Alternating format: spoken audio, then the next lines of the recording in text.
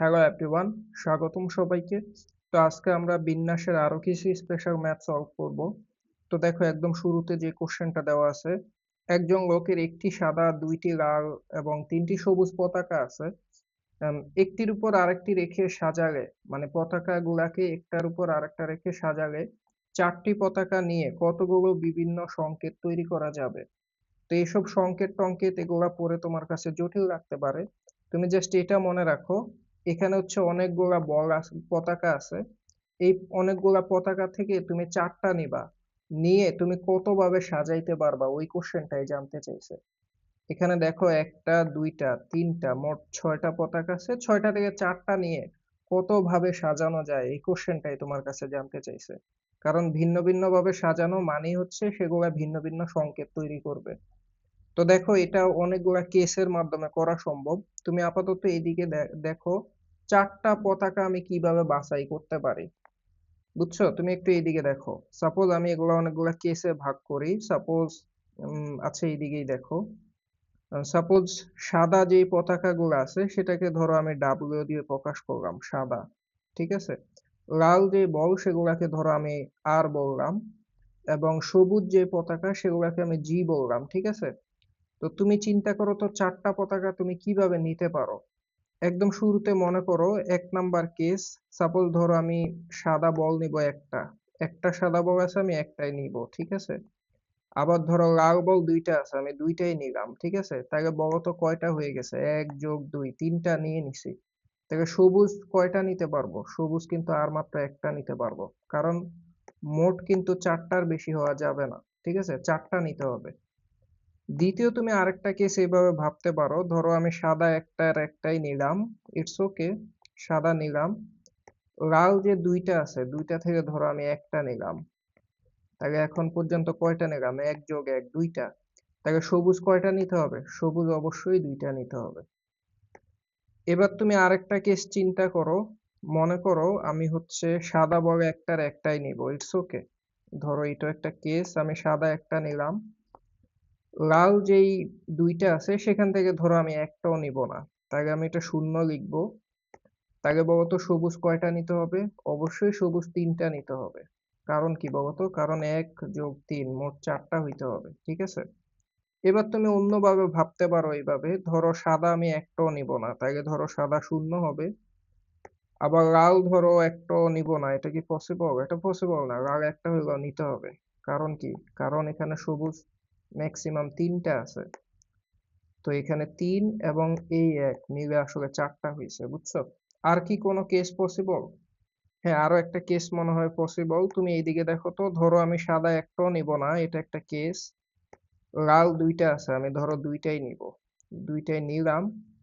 এবার বলো তো সবুজ কয়টা নিতে হবে? সবুজ কিন্তু দুইটা নিতে হবে, কারণ টোটাল চারটা হইতে হবে। তাহলে দেখো আমি কিন্তু চারটা পতাকা সাজানোর যে মানে বাছাই করার যে উপায়টা, সেটা আমি অনেকগুলা কেসে ভাগ করতে পারি। এটা হচ্ছে একটা কেস, এটা দুইটা, তিনটা, চারটা, পাঁচটা কেসে এটা পসিবল। বুঝছো? জাস্ট এইভাবে আমি চারটা পতাকা নিতে পারবো। এখন আমার কাজ হবে শুধুমাত্র এদেরকে সাজানো। ঠিক আছে? তো এটা খুবই ইজি, এটা আমরা পারবো। এই যে তুমি দেখো এখন যে এটা আছে এক নাম্বারটা, ধরো কেস নাম্বার ওয়ান। এটা কিভাবে হবে অ্যান্সার বলো তো? এটার অ্যান্সার হবে, তুমি এদিকে দেখো, যেহেতু মোট পতাকা আছে চারটা, তাহলে উপরে অবশ্যই 4 ফ্যাক্টোরিয়াল লিখতে হবে। কারণ চারটা পতাকা 4 ফ্যাক্টোরিয়াল উপায়ে সাজবে। কিন্তু এখানে দেখো দুইটা পতাকা কিন্তু একই রকম, মানে দুইটা হচ্ছে লাল। তাহলে তুমি তো জানো 2 ফ্যাক্টোরিয়াল দিয়ে ভাগ করতে হবে, এটাই কিন্তু একটা অ্যান্সার। এবং আমরা জানি এই অ্যান্সারটা কত বলো তো? যেহেতু 4 ফ্যাক্টোরিয়াল নিচে আবার টু আছে, এদের মধ্যে পার্থক্য হচ্ছে টু।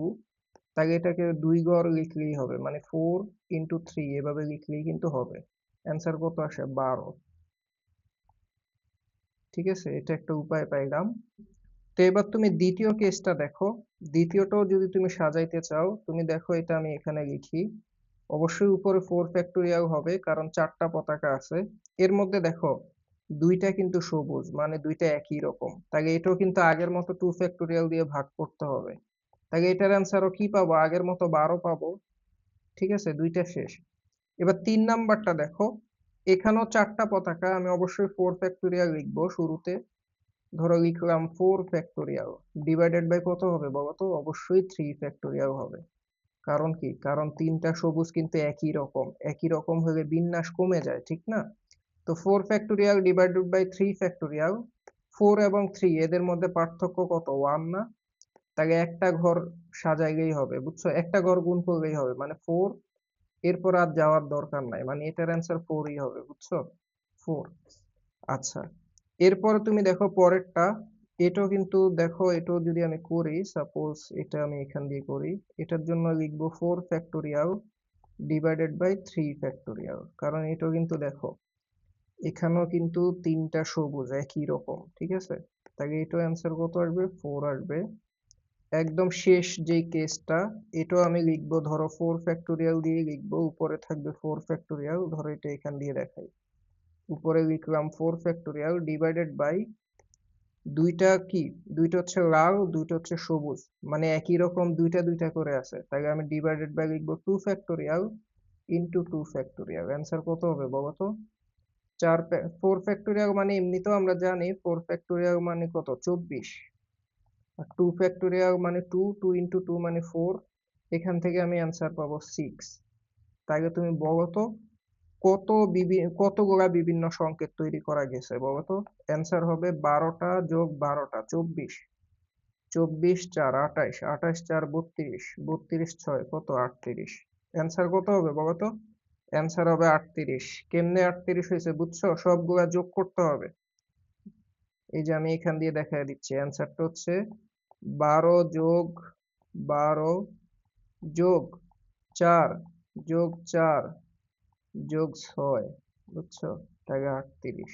এটাই অ্যান্সার। আশা করি বুঝতে পারছো।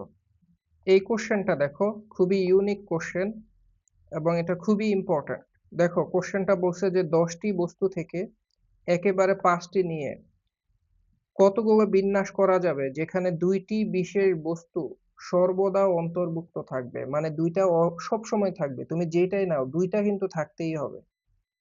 মানে তুমি 10টা থেকে 5টা বাছাই করবা, এই 5টার মধ্যে মানে যে কোনো 5টা নিলেই কিন্তু হবে না, এর মধ্যে দুইটা সব সময় থাকবে। কিছু কি বুঝছো? মানে আমি তোমাকে বলে দিচ্ছি, যদিও তোমাকে 10টা বস্তু দিয়ে দিছে, এর মধ্যে দুইটা বস্তু আগে থেকেই ফিক্সড, মানে ওগুলা থাকবেই। তাহলে কাহিনীটা কি এরকম না? তুমি খেয়াল করো, যদিও তোমাকে 10টা দিয়ে দিছে, কিন্তু 10টার 10টাই কি তুমি কাজে লাগাইতে পারবা শুরুতে?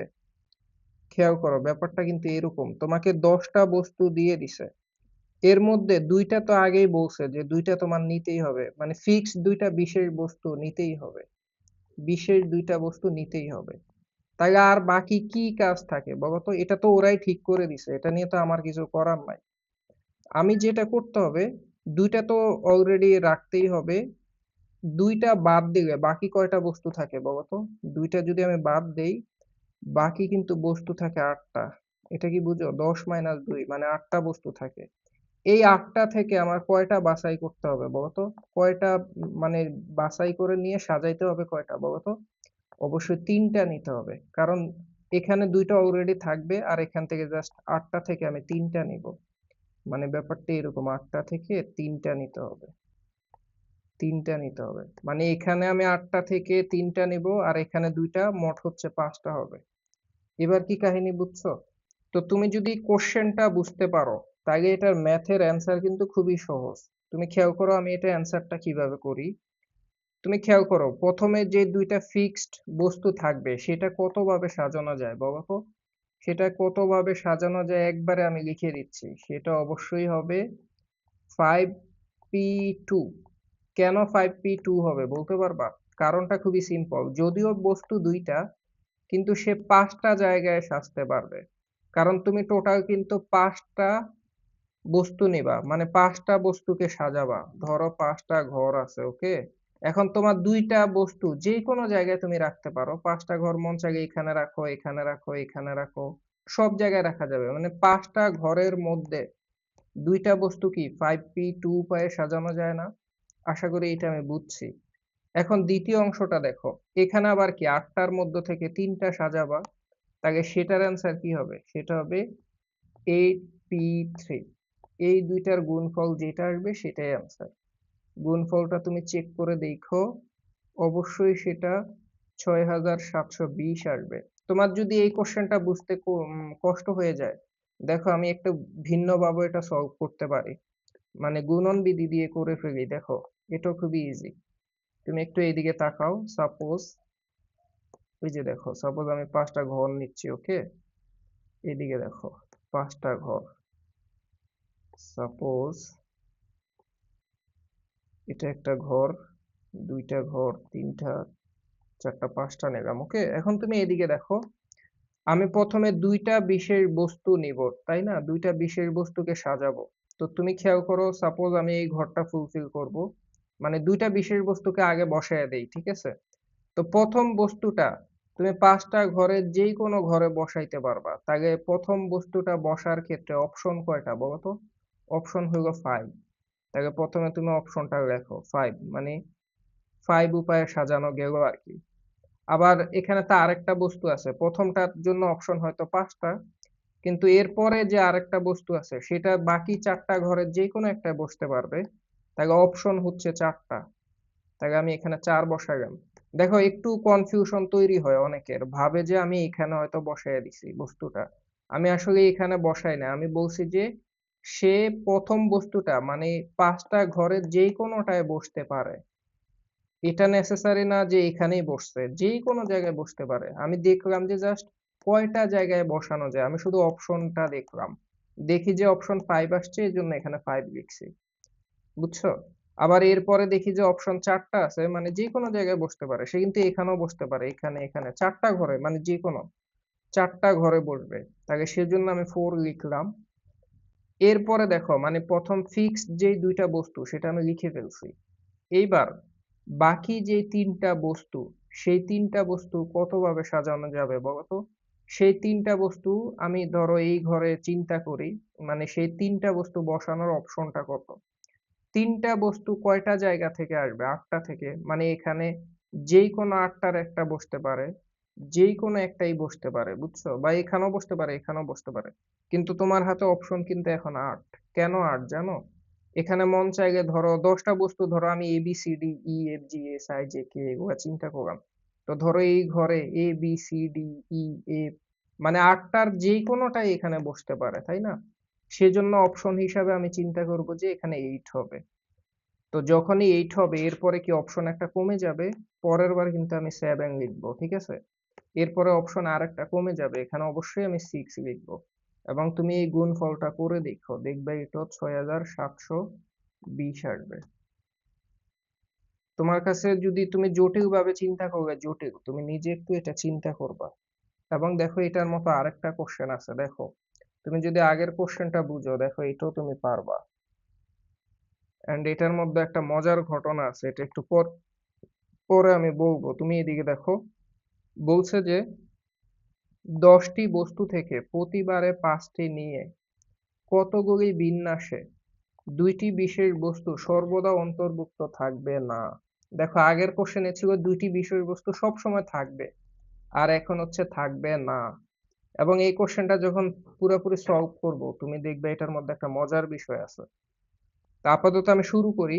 2টা বস্তু অবশ্যই থাকবে না, 2টা বিশেষ বস্তু, মানে ফিক্সড 2টা বস্তু কোনোদিনই থাকবে না। তাইলে কি, এই যে এখানে আমাকে 10টা দিল, এই 10টা দিয়ে কোনো লাভ আছে?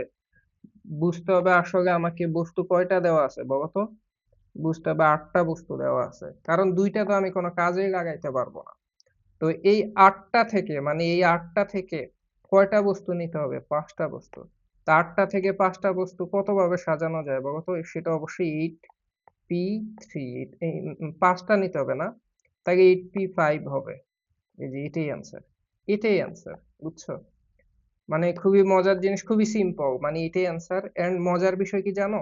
8p5 এটার মান কত জানো? এটার মান হচ্ছে 6720, মানে এটা আগেরটার মতোই অ্যান্সার আসছে। এন্ড তুমি এটা এইভাবে ধরো, আমি তোমাকে গুণন বিধি দিয়ে দেখাচ্ছি। সাপোজ এইদিকে দেখো, আমি এখানে 5টা ঘর নিচ্ছি, 1 2 3 4 5, ওকে? তো তুমি 8টা থেকে 5টা নেবা, তাই তো? প্রথমবার তোমার অপশন কয়টা? 8টা, মানে 8টার যে কোনোটা আসতে পারে। দ্বিতীয়বার অপশন কমে যাবে 7টা, এরপরে 6টা, 5টা, 4টা, এরকম না? তো এই যে 4 5, এই যে দেখো 5 4 8 7 6, এগুলাই কিন্তু আগের ম্যাথে ছিল। এই যে দেখো, তুমি একটু ভালো করে দেখো তো, এখানে দেখো 5 4 8 7 6, মানে অ্যান্সার কিন্তু আগের মতোই। যখন দুইটি বিশেষ বস্তু থাকবে বলবে তখন অ্যান্সার যেটা হবে, যখন বলবে যে দুইটি বিশেষ বস্তুর একটাও থাকবে না, দুইটি বিশেষ বস্তু একদম থাকাই যাবে না, তখনও কিন্তু অ্যান্সার সেমই আসবে। এটাই হলো মজার বিষয়। এন্ড এটা কেন এরকম হইলো এটা নিয়ে তুমি নিজে চিন্তা করবা। এই কোশ্চেনটা দেখো, খুবই মজার কোশ্চেন। এন্ড মজার বিষয় হলো আমরা জটিল জটিল যে ম্যাথ গুলো আছে সবই আমরা সলভ করে ফেলছি। এখন হচ্ছে আমরা কিছু মজার মজার সুন্দর সুন্দর কোশ্চেন সলভ করব। তুমি খেয়াল করো এই কোশ্চেনটা, বলছে যে প্রতিটি প্রফেসরের পদের জন্য 3 জন প্রার্থী এবং 5 জন লোকের ভোটে একজন নির্বাচিত হবে। মানে যে কোনো একটা প্রফেসর পদে 3 জন দাঁড়াইছে এন্ড 5 জন হচ্ছে ভোট দিবে, বুঝছো? 5 জন লোকের ভোটে একজন নির্বাচিত হবে। তো বলছে যে কত প্রকারে ভোট দেওয়া যেতে পারে। তো তোমাকে শুরুতে ভাবতে তোমার কাছে জটিল লাগতে পারে, কিন্তু তুমি দেখো এটা খুবই মজার জিনিস। দেখো আমরা কেমনে সলভ করি। সাপোজ আমি আপাতত কয়েকটা ঘর করি, ঠিক আছে, মন মতো। একটা ঘর, দুইটা ঘর, তিনটা, চারটা, 5 6, অনেকগুলাই করলাম। তুমি এইদিকে দেখো, উম, খেয়াল করো, প্রথম যে লোকটা, মানে এখানে তো মোট 5 জন ভোটার, তাই না? ধরো 5 জন ভোটার, এই যে এখানে লিখলাম 5 জন ভোটারের মধ্যে প্রথম যে ভোটারটা, ধরো একজন ভোটার, সে কি করতে পারে বলতো? তার সামনে প্রার্থী কিন্তু 3 জন। প্রথম ভোটারটা মন চাইলে প্রথম জনকে ভোট দিতে পারে, দ্বিতীয় জনকে, তৃতীয় জনকে, মানে একজন ভোটারের সামনে 3টা অপশন আছে। প্রথম যে ভোটারটা সে 3টা প্রার্থীর যেই কোনো একজনকে বাছাই করতে পারে। তার সামনে অপশন কয়টা বলতো? মানে একজন ভোটার হিসাবে তুমি তো ভোট দিবা, তোমার সামনে যদি 3 জন প্রার্থী থাকে, তাহলে তুমি 3 জনের যে কোনো একজনকে ভোট দিতে পারো, মানে তোমার সামনে অপশন হলো 3টা। তাহলে প্রথম যে ভোটারটা সে 3টা উপায়ে ভোট দিতে পারে। এবার আমাকে বলো তো, দ্বিতীয় যে ভোটারটা, ধরো পরে আরেকজন ভোটার, দ্বিতীয় ভোটারেরও তো সেম, সে যে কোনো একজনকে ভোট দিবে, প্রার্থী কিন্তু ফিক্সড। ভোটার পরের জন্য তো ফিক্সড, মানে তারা তো যে কোনো কাউকে ভোট দিতে পারবে। তার মানে দ্বিতীয় যে ভোটারটা সেটার জন্য অপশন কিন্তু 3 হবে, মানে সে 3 জনের যাই কাউকে ভোট দিতে পারে। তাকে তুমি বলো পরের যে 3 নাম্বার যে ভোটার, তারও তো অপশন 3 হবে। আবার 4 নাম্বার যে ভোটার, মানে যে কোনো ভোটারই হোক, সে হলো 3 জনের যে কাউকে ভোট দিতে পারবে, অপশন কিন্তু স্টিল নাও 3। একদম লাস্ট 5 নাম্বার যে ভোটার, একদম সর্বশেষ ভোটার, সেও চাইলে 3 জনের যে কাউকে ভোট দিতে পারে, অপশন হলো 3। এটাই হলো অ্যান্সার, বুঝছো? এন্ড অ্যান্সারটা কি হবে বলতো? এই যে এখান দিয়ে লিখে দিচ্ছি, অ্যান্সার হবে 3 3 3 3 3, 5টা 3 গুণ হইলে কত হবে বলতো? 3 টু দি পাওয়ার 5, এটাই অ্যান্সার। এন্ড সম্ভবত 3 টু দি পাওয়ার 5 মানে হচ্ছে, আমার ধারণা এটা 243, এই টাইপের কিছু হবে, বুঝছো? তো এটা অনেকে শর্টকাটও করতে পছন্দ করে, মানে শর্টকাট তুমি চাইলে এইভাবে ভাবতে পারো। অনেকে বলে আর কি, সেটা হইলো আহ এরকম, অ্যান্সারটা এরকম হবে, নিতে পারে, ঠিক আছে, নিতে পারে, ফুল টু দি পাওয়ার দিতে পারে, এইভাবে ভাবতে পারো, বুঝছো? এটাই হবে অ্যান্সার। এখন এই যে আমি শর্টকাট অ্যাপ্লাই করি, শর্টকাট, শর্টকাটটা এরকম। দেখো, নিতে পারে, কারা ভোট নিতে পারে বলতো? প্রার্থীরা, তাই না? এখানে ভোট নিতে পারবে কারা? প্রার্থীরা, তাইলে নিতে পারে কয়জন? 3 জন। আর দিতে পারে কারা? ভোটাররা। ভোটার কয়জন? 5 জন। শেষ, এটাই কিন্তু অ্যান্সার, 3 টু দি পাওয়ার 5। এখন তুমি পরের কোশ্চেনটা দেখো তো, এটাও মজার কোশ্চেন, মানে এখন আর জটিল কোনো কোশ্চেন নাই, মজার মজার কোশ্চেন থাকবে। বলছে যে খুলনা শহরের টেলিফোন নাম্বার 72 73 76 দিয়ে শুরু হবে, বুঝছো? এবং 6 অঙ্ক বিশিষ্ট, মানে টেলিফোন নাম্বার গুলো হবে 6 অঙ্ক বিশিষ্ট। তাহলে মোট সম্ভাব্য সংযোগ সংখ্যা কত হবে? মানে এইভাবে কতগুলা নাম্বার থাকতে পারে, ভিন্ন ভিন্ন নাম্বার। তো যেহেতু 6 অঙ্ক বিশিষ্ট, এন্ড মজার বিষয় হচ্ছে দেখো আমি ৬ অঙ্ক হইলো ৩ টা নিয়ে আপাতত ৪ টা নিয়ে কাজ করব। তুমি এদিকে দেখো ৪ টা কেন এটা একটু পরে বলবো। ধরো আপাতত এখানে আমি ৪ টা ঘর করি। ১, ২, ৩, ৪ ৪ টা ঘর নিলাম, ওকে? এখন একটা মজার বিষয় দেখো। ১ম ২ টা ঘর কেন নেই নাই জানো? এখানে তো বলেই দিছে যে তোমার ৬ অঙ্ক বিশিষ্ট টেলিফোন নাম্বার হবে। কিন্তু নাম্বারটা শুরু হবে জাস্ট এই ৩ টা সংখ্যা দিয়ে। তাহলে ১ম যে ২ টা ঘর, ওকে? সেই ২ টা ঘর ফু উম উম সেই ২ টা ঘরের জন্য অপশন কয়টা থাকবে? অপশন কিন্তু এই ৩ টাই আছে। হয় এই ২ টা ঘরে ৭২ বসবে, নাইলে ৭৩ বসবে, নাইলে ৭৬ বসবে। এর বাইরে কি আর কিছু বসতে পারবে? উত্তর হচ্ছে না। তাই এই জায়গায় জাস্ট অপশন সব মিলায়া মানে ২ টা ঘর আমি একবারে করে ফেলতেছি। ভিন্ন, ভিন্ন না। ২ টা ঘরের জন্য প্রয়োজনে আমি বড় করে একটা ঘর দিয়ে দেই, ওকে? মানে ২ টা একসাথে দিয়ে দেই। তাইলে বুঝতে সুবিধা হইতে পারে। ধরো এই যে এটা হচ্ছে ২ টা ঘরকে একসাথে দিলাম, ঠিক আছে? এই ২ টা ঘরে অপশন কয়টা আছে বলতো? ২ টা ঘর একসাথে অপশন হলো ৩। বুঝা গেছে? মানে এখানে এই ৩ টার যেকোনো একটা বসবে। তাহলে অপশন ৩। এবার ৪ নাম্বার ৩য় যে ঘরটা ৩ নাম্বার ঘর, এখানে অপশন কয়টা বলতো? এখানে অপশন হবে ১০ টা। কেন ১০ টা বলতে পারবা? কারণ এখানে কোনো বাউন্ডারি নাই। মানে তুমি ডিজিট মানে কি? অঙ্ক মানে কি? অঙ্ক কি ১০ টা না? অঙ্ক মানে হচ্ছে 0, 1, 2, 3, 4, 5, 6, 7, 8, 9 এগুলাই তো অঙ্ক, তাই না? এখানে মোট কয়টা আছে? ১০ টা অঙ্ক আছে। তো ১০ টা অঙ্কের যেকোনো একটা অঙ্ক এখানে বসতে পারে। তুমি যেকোনো ডিজিট এখানে বসাইতে পারবা। এখান থেকে মন মতো যেইটা ইচ্ছা সেটাই এখানে বসাইতে পারবা। এন্ড পরের ঘরে কয়টা বসানো যাবে বলতো? তাও উত্তর হবে 10। কেন 10? কারণ এখানেও তোমার মন চাইলে যেকোনো একটা ডিজিট বসাও। এখানেও তুমি মন মতো একটা ডিজিট বসাইতে পারবা। তাহলে অপশন ১০। এখানেও মন মতো একটা ডিজিট বসাইতে পারবা। অপশন ১০। বুঝছো? মানে একই সংখ্যা বারবার বসাইলে তো অসুবিধা নাই। তুমি যদি কোনো কারণে এই ঘরে 2 বসাও, এখানেও 2 বসাও, কোনো সমস্যা নাই। একই সংখ্যা বারবার বসানো যায়। মোবাইল নাম্বারের ক্ষেত্রে পরপর যদি ধরো 22, 33 থাকে, কোনো অসুবিধা আছে? অসুবিধা কিন্তু নাই। বুঝছো? তাহলে এটাই কিন্তু আমার অ্যান্সার। অ্যান্সারটা কি হবে জানো? অ্যান্সার হবে 3 ইনটু মানে প্রথম ২ ঘর মিলা হবে ৩ আর এখানে ১০ গুণ ১০ গুণ ১০। তাহলে এটা 10 টু দি পাওয়ার 4। এটাই অ্যান্সার। বুঝছো? এটাই অ্যান্সার। 3 ইনটু 10 টু দি পাওয়ার 4। শেষ। তো এই কোশ্চেনটা দেখো, এটা আমাদের আজকের দিনের শেষ কোশ্চেন এবং খুবই মজার একটা কোশ্চেন। তুমি খেয়াল করো এই কোশ্চেনটা আমরা কিভাবে সলভ করি। বলছে যে ৪টি চিঠি ৪টি নির্দিষ্ট ঠিকানা বিশিষ্ট খাম আছে। ৪টি চিঠি এবং ৪টি নির্দিষ্ট ঠিকানা বিশিষ্ট খাম আছে। কত উপায়ে ৪টি চিঠির প্রত্যেকটি ভুল ঠিকানা বিশিষ্ট খামে রাখা যায়? কি ভয়ঙ্কর ব্যাপার। দেখো কোশ্চেনটা আমরা কিভাবে সলভ করি। ধরো ৪টা ঠিকানা আমি নিয়ে নিচ্ছি। একটু পরেই তুমি এটা বুঝে যাবা। আমি জানি তুমি কিছুই বুঝো নাই। সাপোজ আমি এটা একটা ঘর, এটা একটা ঘর, ২ টা ৪ টা ঘর হয়ে গেছে। আমি এটাকে একটা ঠিকানা বলি, এটা একটা ঠিকানা, এটা একটা ঠিকানা, ঠিকানা, ৪ টা ঠিকানা। আমার হাতে মোট ৪ টা চিঠি আছে, বুঝছো? ধরো চিঠিগুলা ধরো কেমনে দেখাবো।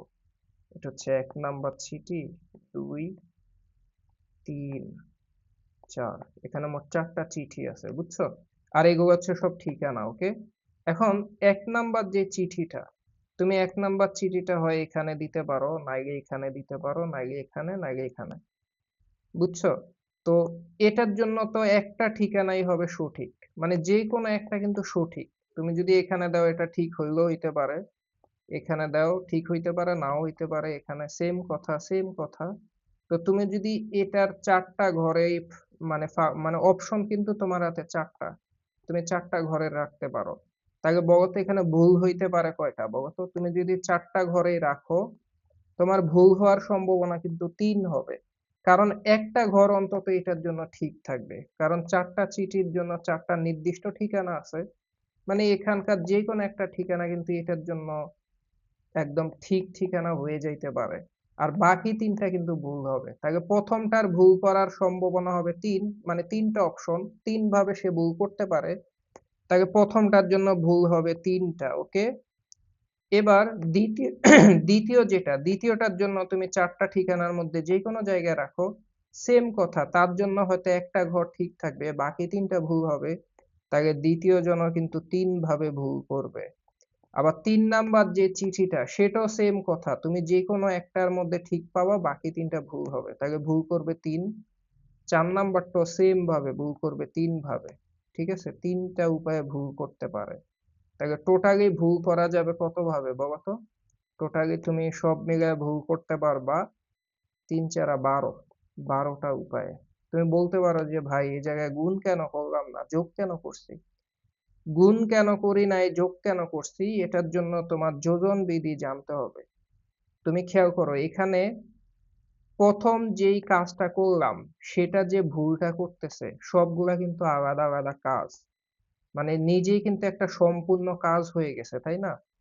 মানে তুমি এটা এমন না যে কোন একটা সংখ্যা গঠন করতেছো। তুমি যদি ৩ অঙ্ক বিশিষ্ট একটা সংখ্যা গঠন করতে যাও, ধরো আমি লিখলাম ১২৫, ৩ অঙ্ক বিশিষ্ট একটা সংখ্যা। তো ৩ অঙ্ক বিশিষ্ট একটা সংখ্যা গঠন করার জন্য ১ম অঙ্কটা ঠিক রাখতে হয়, দ্বিতীয়টা গঠন করতে হয়, তৃতীয়টা মানে একটা আরেকটার উপর নির্ভরশীল। কোনটা বাদ গেলে কোনটা কিন্তু হবে না।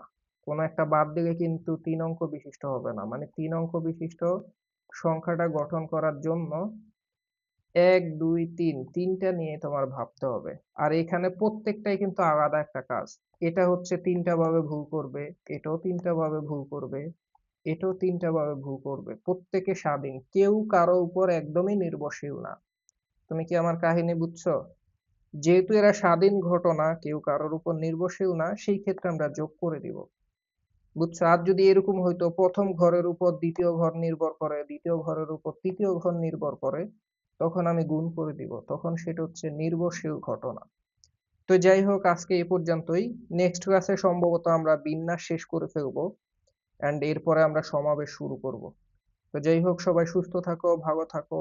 দেখা হবে পরের ক্লাসে। আল্লাহ হাফেজ।